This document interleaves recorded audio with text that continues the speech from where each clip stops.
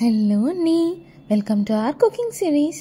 ఈరోజు మునక్కాడ పెసరవడియాల కర్రీ అయితే మీకు ఎలా ప్రిపేర్ చేయాలో చూపించేస్తానండి. ముందుగా పెసరవడియాలు ఆయిల్లో గోల్డెన్ బ్రౌన్ షేడ్ వచ్చేంత వరకు మనమైతే డీప్ ఫ్రై చేసేసుకుందాం. ఇక్కడ నేనైతే తక్కువ ఆయిల్ తీసుకున్నానండి. మళ్ళీ ఫ్రై చేసిన ఆయిల్ వేస్ట్ అవ్వకుండా సరిపడానే తీసుకొని 2 times అయితే పెసరవడియాలు వేయించేసుకున్నాను అన్నమాట. ఇదిగో చూసారు కదా, ఇప్పుడు ఇవైతే వేపుకుంటున్నాను.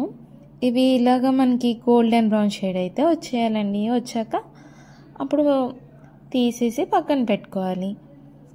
ఇలా మనం వేపుకున్న పెసరవడియాలని పక్కన పెట్టుకొని నెక్స్ట్ అయితే లైట్గా ఆయిల్ వేసుకొని కొంచెం కడిగి పెట్టుకున్న కరివేపాకును వేసి లైట్గా వేయించుకున్నాక మనం ముందుగా తరిగి పెట్టుకున్న ఉల్లిపాయ పచ్చిమిర్చి వేసుకొని ఫ్రై చేసుకోవాలన్నమాట. ఇక్కడైతే నేను 4 పచ్చిమిర్చి వేసానండి అండ్ 5 ఉల్లిపాయలు అయితే కట్ చేసుకొని పెట్టుకున్నాను అనమాట. సో ఇప్పుడు మనం ఉల్లిపాయ గోల్డెన్ బ్రౌన్ షేడ్ వచ్చేంత వరకు మగ్గనివ్వాలన్నమాట. ఇక్కడైతే నేను 2 tablespoon ఉప్పు అయితే ముందుగానే వేసేసుకుంటున్నానండి. అలాగే 1/2 tablespoon పసుపు కూడా వేసుకుంటున్నాను అన్నమాట. వన్స్ ఇవి 2 వేసుకున్నాక చక్కగా కలుపుకుంటున్నానండి. అవి 2 ఉల్లిపాయలకి బాగా పట్టేలాగా అలా కదుపుకుంటూ ఉల్లిపాయలను అయితే ఒక 10 minutes అయితే మగ్గనివ్వాలండి. అది మనకి గోల్డెన్ బ్రౌన్ షేడ్ వచ్చింది చూసారా. ఇప్పుడు నేనైతే కోసి పెట్టుకొని ఉన్న ములక్కాడ ముక్కలను అయితే వేసేసుకుంటున్నాను అనమాట. ములక్కాడలు కూడా మనకి ఒక్క 5 నిమిషాలు అలా మూత పెట్టేసి మగ్గనిచ్చామనుకోండి, మనకి కావాల్సిన విధంగా అయితే ఉడికిపోతాయి అన్నమాట. ఇలా నూనెలో ఉడికించుకున్నాక తగినంత కారం వేసుకున్నాక మొత్తం కలిపి అలా మగ్గనిచ్చుకోవాలండి. అలా లైట్గా మగ్గుతుండగా మనం కావాల్సినంత వాటర్ వేసుకొని కర్రీని అయితే ఉడకబెట్టుకోవాలన్నమాట. ఇప్పుడు చింతపండు నానబెట్టుకొని పక్కన ఉంచుకుంటున్నానండి.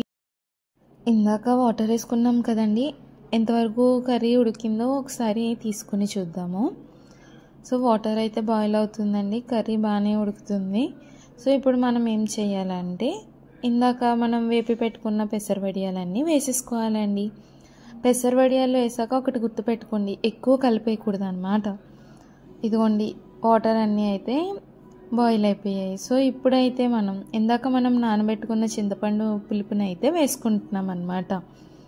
ఇలా వేసుకున్నాక ఒక్క 5 నిమిషాలు అలా ఆ ఫ్లేవర్ కూడా పట్టేలాగా మగ్గనిచ్చి కొంచెం కొత్తిమీర వేసుకొని అలా కదుపుకొని టేస్ట్ చూసి నేను చేయడమేనండి. ఇదండి మన పెసరవడియాల ములక్కాడ రెసిపీ. అయితే మీ అందరికీ నచ్చిందా అండి? Please let me know in the comment box. Please to like, share, subscribe to our videos. మీకు మరిన్ని ఇంట్రెస్టింగ్ కుకింగ్ రెసిపీస్ కావాలంటే తప్పకుండా ఫాలో అయిపోండి మా యూట్యూబ్ ఛానల్ని. సమ్మర్ స్పెషల్ గుమగుమలాడే మునక్కాడ పెసరవడియాల కర్రీ అయితే రెడీ అయిపోయిందండి. మీ ఇంట్లో చిన్నపిల్లలు ఉన్నారా? తప్పకుండా ఈ రెసిపీని అయితే ట్రై చేయండి.